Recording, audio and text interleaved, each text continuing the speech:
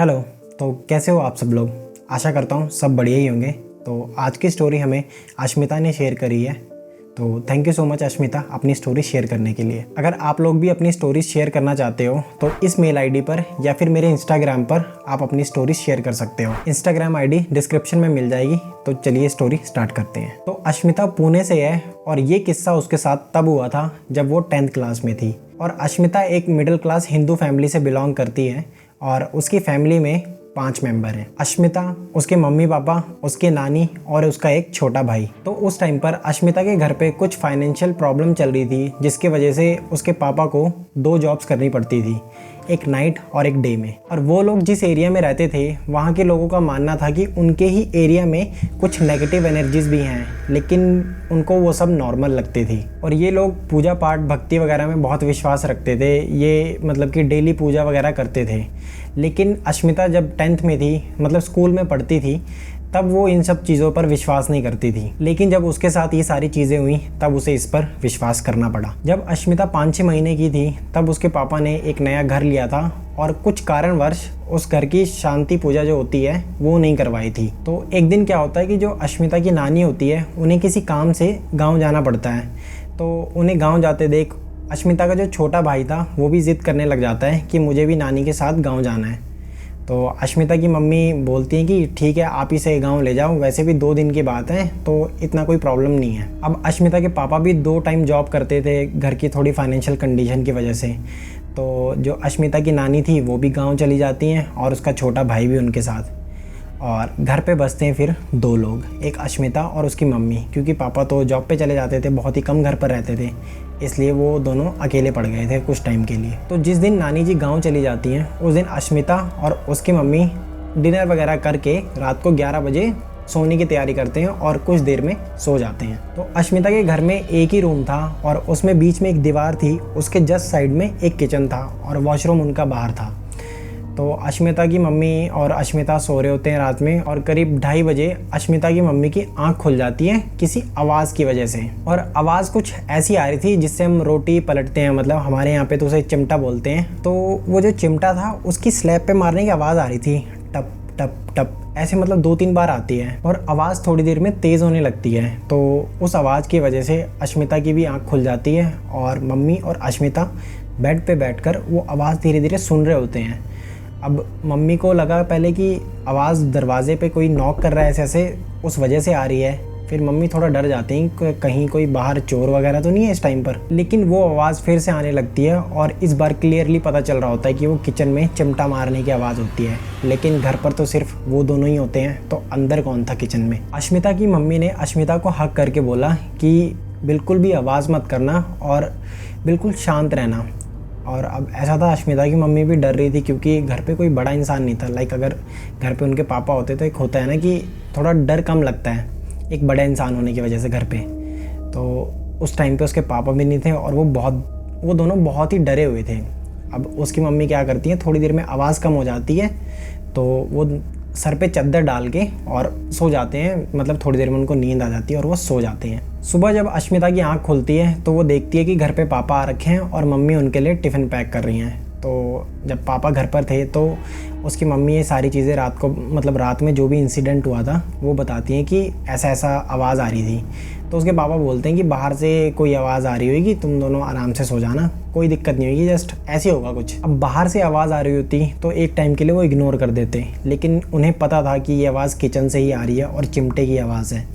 तो कुछ टाइम बाद, मतलब इस बात को वो यहीं पर ख़त्म कर देते हैं। और इस इंसिडेंट के 4-5 महीने बाद अश्मिता के बोर्ड्स एग्ज़ाम होते हैं और अश्मिता अपने बोर्ड्स एग्ज़ाम देकर आती है और काफ़ी अच्छे गए होते हैं उसके एग्ज़ाम, काफ़ी खुश होती है वो। तो उसके एग्ज़ाम्स ख़त्म होते हैं और एग्ज़ाम्स के बाद जो छुट्टियां पड़ती है, 10th का उसने बोर्ड का एग्ज़ाम दिया था और उसके बाद 3 महीने की में भी छुट्टियाँ पड़ती हैं। और उन छुट्टियों में ऑब्वियस सी बात है कुछ भी ऐसे पढ़ने पुढ़ने को होता नहीं है और सारा टाइम बंदे खेलते ही हैं। तो अश्मिता भी वही करती है कि सिर्फ घर पे खाना खाने और सोने आती थी, बाकी टाइम वो अपने दोस्तों के साथ बाहर ही रहती थी। तो एक बार देर रात में वो अपने दोस्तों के साथ अपने घर की गली में ही खेल रहे होते हैं और उनके, मतलब घर के जस्ट आगे गली होती है, उसमें कोई स्ट्रीट लाइट नहीं होती, जो घर के दरवाजे के आगे लाइट लगी हुई है वही होती है, बाकी रोड पे या फिर गली में कोई स्ट्रीट लाइट नहीं थी। तो वो थोड़ा सुनसान था, एक मान लो कि अंधेरा ही था एक तरीके से। तो अश्मिता क्या करती है कि उस गली में जाके एक जगह पे छुप जाती है, बैठ जाती है ताकि कोई उसे देख ना पाए। तो जैसी वो गली में नीचे ऐसे बैठती है तभी उसे थोड़ा कुछ ऐसा फील होता है कि उसके पीछे कोई है, लेकिन वो ना पीछे मुड़ती है और उसको इग्नोर करके वो वापस चली जाती है घर अपने। अब इस इंसिडेंट के बाद सब कुछ चेंज हो जाता है। अश्मिता डिप्रेशन में चली जाती है और उसे कुछ भी अच्छा नहीं लग रहा होता है। कहाँ वो पूरे दिन बाहर खेल रही होती है धूप में दोस्तों के साथ, लेकिन अब उसका बिल्कुल भी मन नहीं कर रहा था बाहर जाने का और किसी के साथ खेलने का। इवन कि घर में भी वो उदास उदास बैठी रहती थी। एक दिन क्या होता है कि वो मिरर के पास जाती है और अपना ऐसे फेस देखती है मिरर की तरफ। तो वो नोटिस करती है कि मिरर में उसका फेस तो दिख ही नहीं रहा है, वो कोई अलग ही चेहरा था।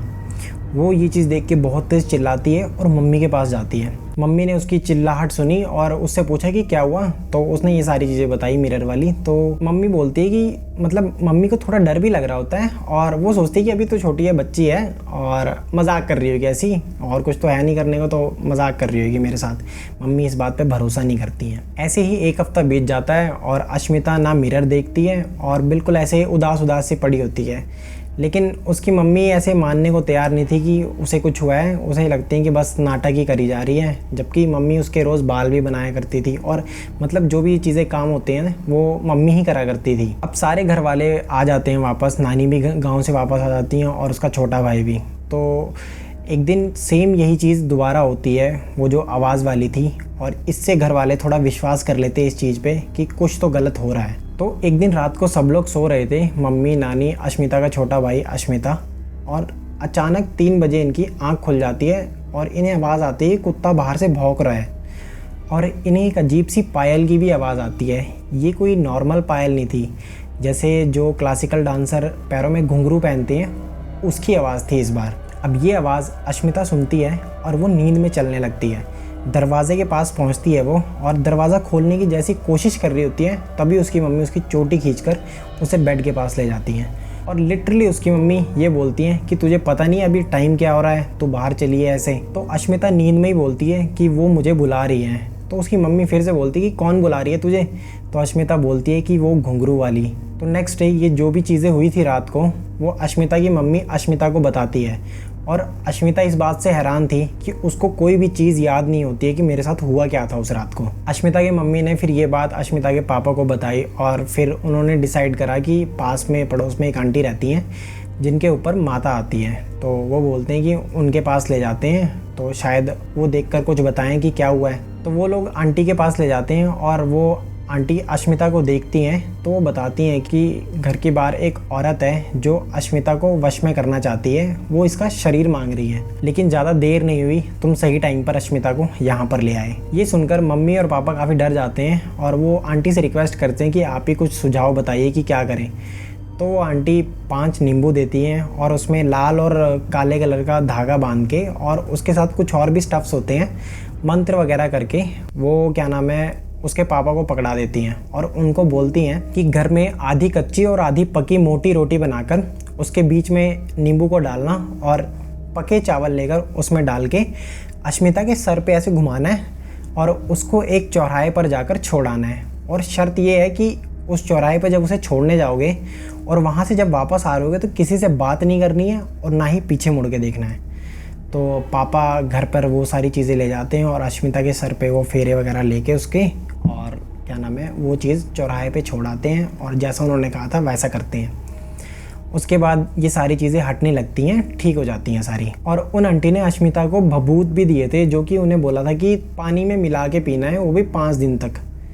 तो अश्मिता इस चीज़ को भी फॉलो करती है और उसके ऊपर जितने भी काला साया या आत्मा होती है वो सारी चीज़ें दूर हो जाती हैं उससे। ये सारे इंसिडेंट के बाद अश्मिता विश्वास करने लगती है कि नेगेटिव और पॉजिटिव एनर्जीज एग्जिस्ट करती हैं और उन सब के बाद अश्मिता भक्ति भी करने लग जाती है। और रही बात घर की, तो उसके घर पर तो सब ठीक चल रहा था, लेकिन 2 साल बाद अश्मिता की मम्मी के अंदर भी माता आने लगती है। तो इन्होंने सारे रिचुअल्स वगैरह करे और घर पर मूर्ति की स्थापना करी और उसकी डेली ये पूजा करते थे।